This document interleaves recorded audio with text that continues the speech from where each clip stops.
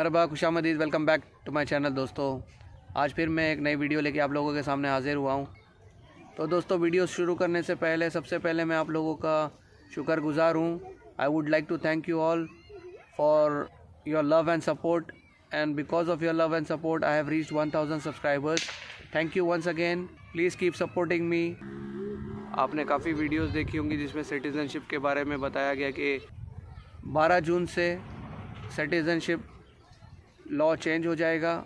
अब property investment $2.5 lakh से बढ़ाकर $4 लाख कर दिया गया है उन लोगों के लिए जिन्होंने ऑलरेडी प्रॉपर्टीज़ पहले से परचेस कर रखी थी, एक प्रॉपर्टी या 2 प्रॉपर्टी, और उसमें जो कुछ अमाउंट अभी उनका $2.5 लाख कंप्लीट करने के लिए बचा हुआ था, तो उनके लिए एक मौका दिया है गवर्नमेंट ने कि 12 जून से पहले आप अपने $2.5 लाख पूरे कर लीजिए ताकि आपको सिटीज़नशिप $2.5 लाख पे मिल सके।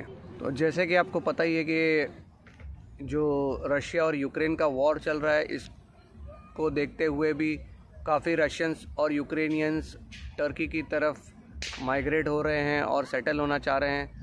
यानी पिछले वीक में मैंने खुद देखा है कि यहाँ कोजाइली में भी काफ़ी रशियंस और यूक्रेनियन दिखाई दिए।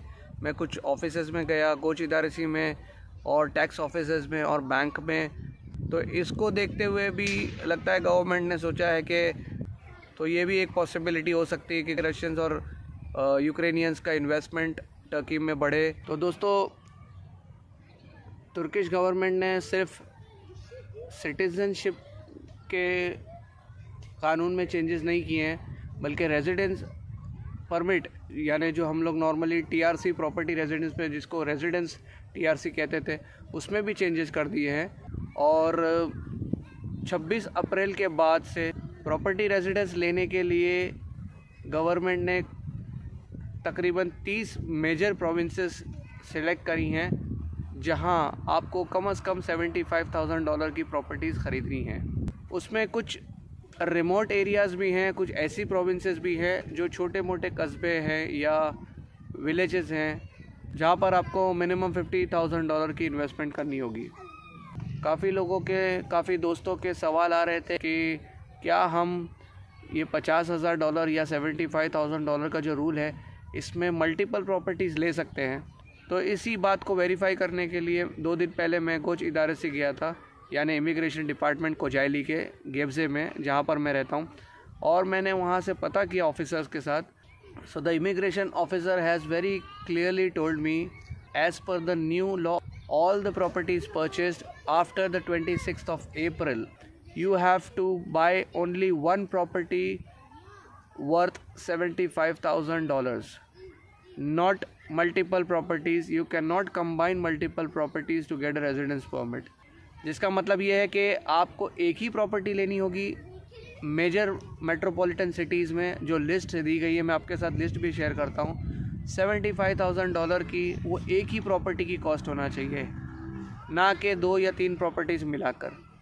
उसी तरह से $50,000 के लिए भी जो प्रोविंसेस उस लिस्ट में दी गई हैं, जो ये 30 मेजर प्रोविंसेस के बाहर हैं, ऑल टुगेदर अराउंड 80+ प्रोविंसेस हैं टर्की की जहां पर आप इन्वेस्टमेंट्स कर सकते हैं, जिसमें से 30 जो मेजर मेट्रोपॉलिटन सिटीज़ हैं, वहाँ पर अगर आप प्रॉपर्टी परचेज़ करेंगे तो आपको $75,000 की ही प्रॉपर्टी ख़रीदनी पड़ेगी।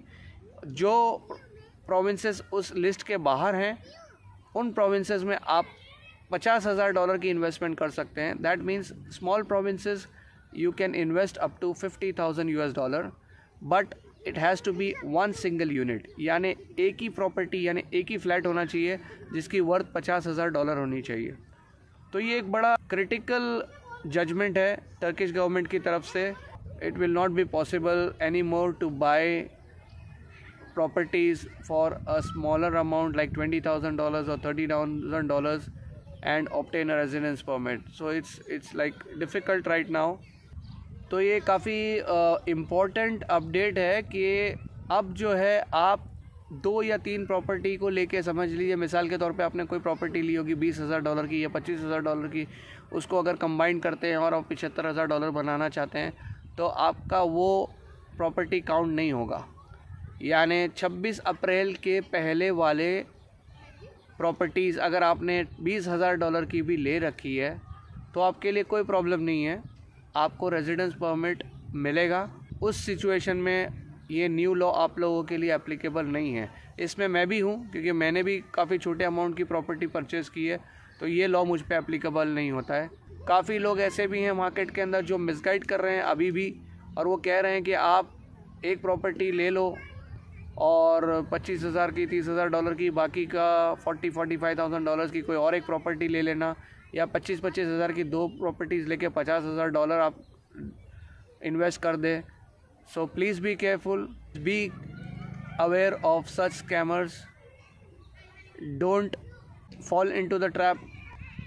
It is very clear that to obtain residence TRC or to obtain a residence permit for 2 years, you have to invest in the property and buy one single unit worth $75,000.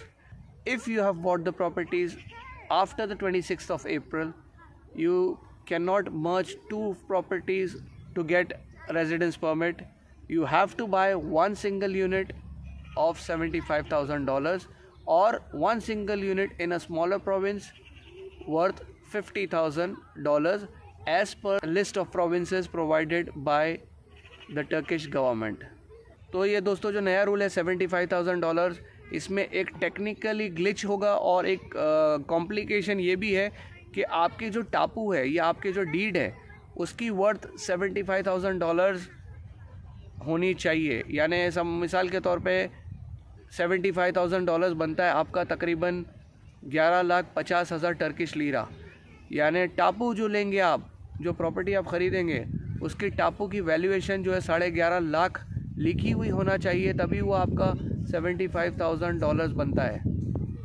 तो ये एक बहुत बड़ा setback है और एक ये बहुत बड़ा कॉम्प्लिकेशन है, बिकॉज़ जो बंदा आपको प्रॉपर्टी बेचेगा, यानी जो टर्किश से आप प्रॉपर्टी ख़रीदेंगे, मेजर केसेस में ये होगा कि टैक्स बचाने के लिए वो पूरी वैल्यू आपके टापू पे शो नहीं करेगा।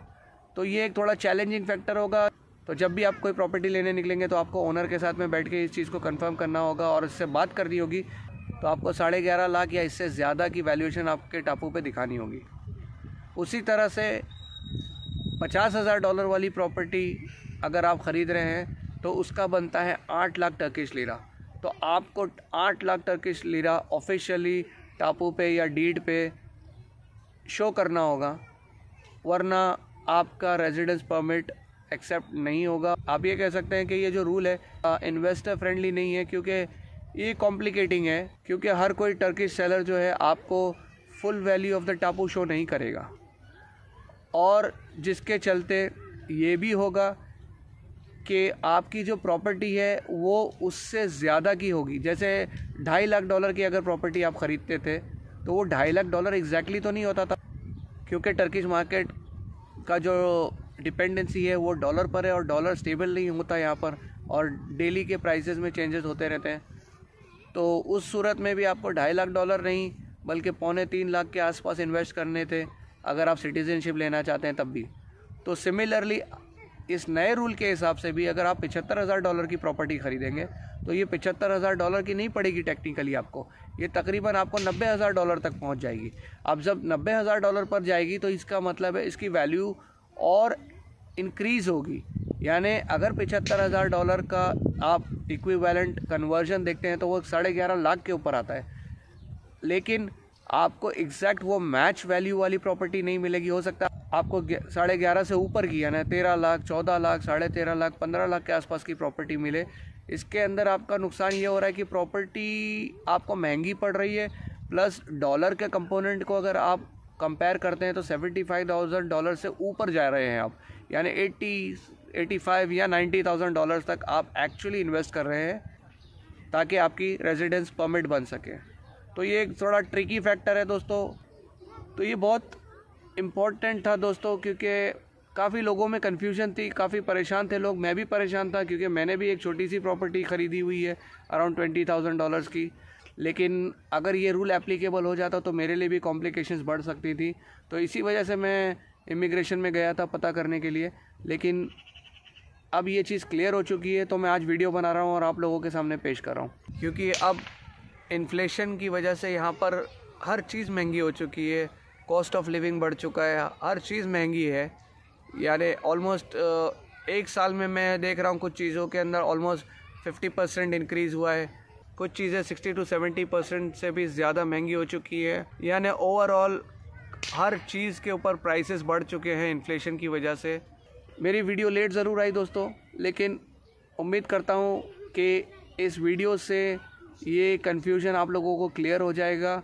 तो जो मेरे दोस्त, मेरे भाई बहन अभी आना चाहते हैं टर्की में, फ़िलहाल में सिचुएशंस डिफ़िकल्ट हैं और काफ़ी चैलेंजिंग हैं, तो please don't make any hasty decisions, wait for some time, wait for the further updates from the Turkish government so that you don't lose too much money in the form of investments wherein you cannot get a residency permit.